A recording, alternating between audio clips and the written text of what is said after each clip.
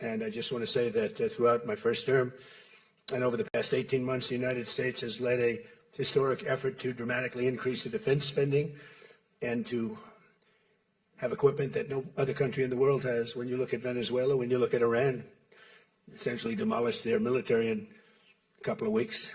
They had a good military, they had a good navy, they had 159 ships, everyone's at the bottom of the sea. They had hundreds of airplanes, they're all gone. They're all lying burned up on the runways. They were totally decimated. Their radar is gone. Everything's gone. Their leaders are gone, frankly. And their combat capability is pretty low. They have a small percentage of missiles left. They have some of the launchers, missile launchers left, call them launching pads, but most of that's been destroyed too. So we have the strongest military in the world by far, not even close. Everybody admits it.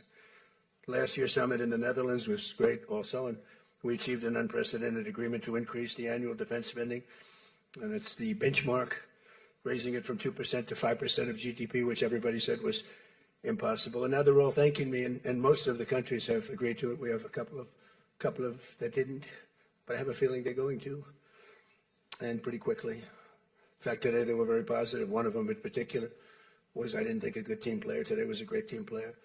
As all of the leaders understand very well, the United States remains by far the largest contributor to NATO, monetarily and maybe otherwise, and the strongest military anywhere in the world. And they respect us as a country. Again, they didn't respect us 2 years ago. They laughed at us. NATO laughed at us. Everybody laughed at us. They don't laugh anymore. There's no more laughing. This year we invested a record $1 trillion in our armed forces, and we're going to be asking for 1.5 trillion coming up. We have the money being spent on the best equipment anywhere in the world.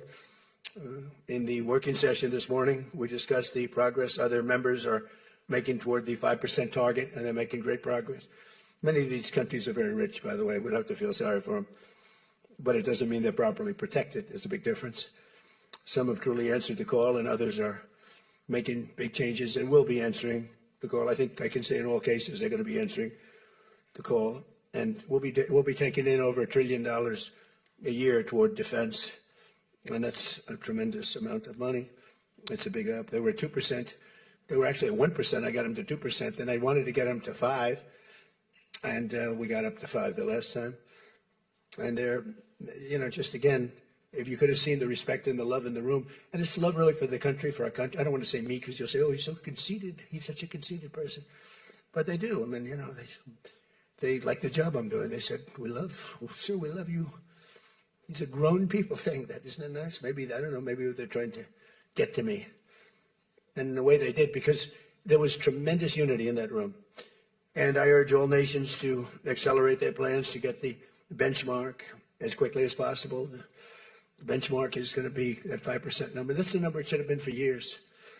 As a result of the commitment we achieved last year, defense spending of other NATO members surged by more than almost $150 billion in 2025, and much of that money is being spent on American-made equipment. They all want American-made equipment.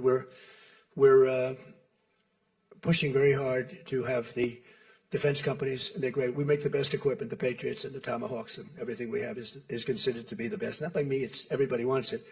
I wish we made it faster because we could sell as much as we could make. And as you know, I had Lockheed and every one of the companies, all of the companies, which are Raytheon as an example, Boeing. So many of those great companies are now building plants.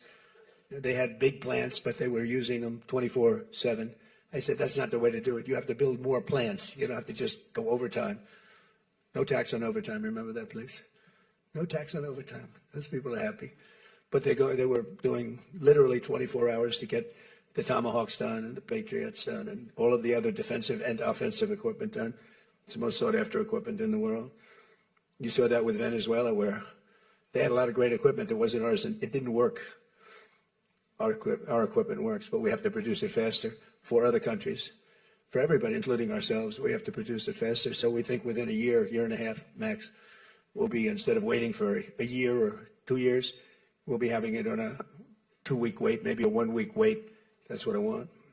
And it'll do really well. A lot of people are, just waiting. They're waiting. They want to get this defensive equipment, maybe in particular the defensive equipment, but offensive and defense. As much of that money is being spent on American-made equipment. That's the money that the European and Canada are spending, European countries mostly, and Canada.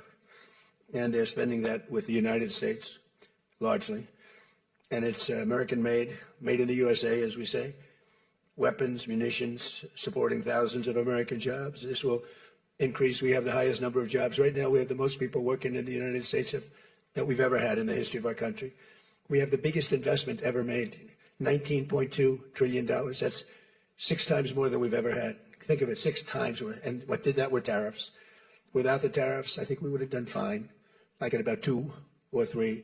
The last administration had much less than $1 trillion invested for 4 years. We have $19.2 trillion invested in 1 year. We haven't gone into the extra almost a half a year, 1.5 years. Those numbers won't come out for a little while.